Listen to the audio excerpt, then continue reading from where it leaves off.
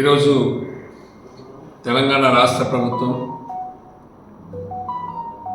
అధికారంలోకి వచ్చి సంవత్సరం తర్వాత రేషన్ కార్డులు అర్హులందరికీ ఇస్తామని చెప్పి గ్రామీణ ప్రాంతాలలో చాలామంది అప్లికేషన్లు పెట్టుకుంటే రాష్ట్ర వ్యాప్తంగా 12 లక్షల మందికి అప్లికేషన్ పెట్టుకున్నారు.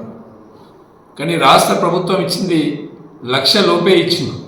అంటే 8% ప్రజాపాలనలో తీసుకున్నటువంటి అప్లికేషన్లో 12 లక్షలు పెట్టుకుంటే 1 లక్ష లోపు రేషన్ కార్డులు ఇచ్చి చేతులు దుప్పుకునే ప్రయత్నం చేస్తూ ఉంది.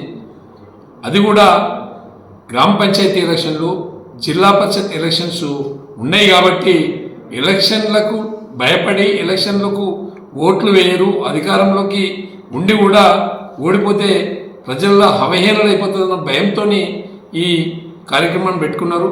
ఇది ప్రజలు ఎవరు నమ్మట్లేదు. మా డిమాండ్ ఏంటంటే మీరు 12 లక్షల ప్రజాపాలనలో తీసుకున్నారు, 12 లక్షల మందికి అప్లికేషన్ ఇవ్వండి, వాళ్ళకి రేషన్ కార్డులు ఇవ్వండి.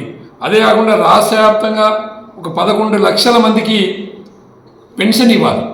అప్లికేషన్ పెట్టుకొని రెడీగా ఉన్నది మీ దగ్గర. ఆ ప్రజాపాలనలో 11 లక్షల మంది పెన్షన్ కోసం అడుగుతూ ఉన్నారు. మరి వాటిని కూడా వెంటనే పెన్షన్లు కూడా 11 లక్షల మందికి ఇవ్వాలని చెప్పి డిమాండ్ చేస్తున్నాం. అది కూడా మీరు ఇచ్చిన హామీ ప్రకారం 4,000 రూపాయలు ఓల్డ్ ఏజ్ పెన్షన్ ఇవ్వాలి, 6,000 రూపాయలు హ్యాండిక్యాప్ పెన్షన్ ఇవ్వాలి. మరి ఆ 2 కూడా ఇవ్వాలని చెప్పి డిమాండ్ చేస్తున్నాం. దాంతోపాటు గ్రామాలలో రైతు రుణమాఫీ అనేటువంటి వాళ్ళు ప్రతి గ్రామంలో 150 నుంచి 200 మంది రైతులు ఉన్నారు.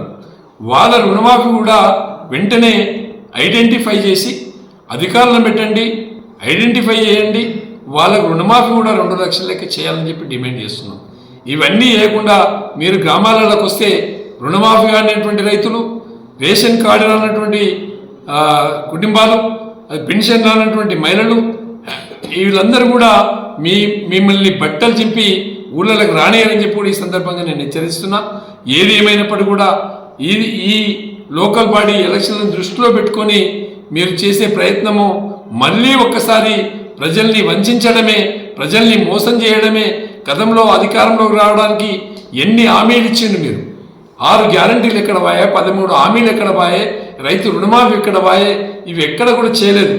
ఎంపీ ఎలక్షన్లో దేవుళ్ళ మీద ఒట్లు పెట్టుకొని ఎంపీలో లబ్ధి పొందారు. మరి అదేవిధంగా ఇప్పుడు కూడా లబ్ధి పొందే కార్యక్రమాన్ని గ్రామాలలో ప్రజల్ని మభ్యపెట్టే ప్రయత్నం చేస్తూ ఉన్నారు. మేము తీవ్రంగా దాన్ని వ్యతిరేకిస్తున్నాం. మీరు ఓటు అడిగే నైతిక హక్కు లేదు. ఓటు అడగాలనుకుంటే మీ పార్టీ ప్రజలలోకి రావాలనుకుంటే ఇచ్చిన హామీలు అమలు చేయండి. అమలు చేసిన తర్వాతనే ఊళ్ళలోకి రావాలి. అదే కాకుండా బీసీలను కూడా మీరు మభ్యపెట్టిండ్రు. బీసీ రిజర్వేషన్ 42% చేస్తామని, 52% 42 ఉన్నదాన్ని 52% చేస్తామని చెప్పి మాట్లాడిండ్రు.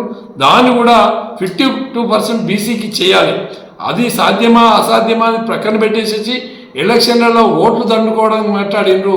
ఇలా ప్రజలు మిమ్మల్ని గ్రామాలకు వచ్చినప్పుడు తప్పకుండా నిలబెడతారు, నిలదీస్తారు, తరిమి కొడతారని చెప్పి సందర్భంగా హెచ్చరిస్తున్నాం.